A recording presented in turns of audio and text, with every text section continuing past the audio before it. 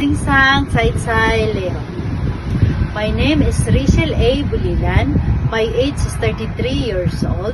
I'm from Santa Maria, Davao Occidental, Philippines.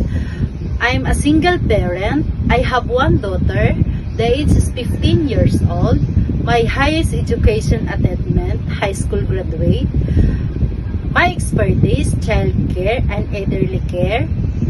I work as domestic helper in Doha, Qatar for 7 years and 8 months from February 2018 to October 2025.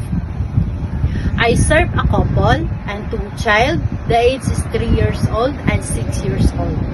My duties, I take care the child and cooking, cleaning, doing laundry, ironing and car washing.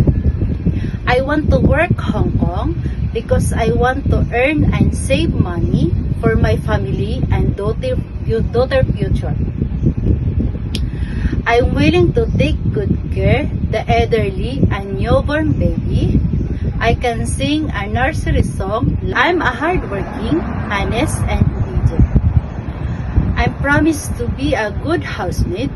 I promise to prioritize my job and finish my 2 years contract or more. Thank you, Mom and Sir. I'm looking forward to work with you as soon as possible.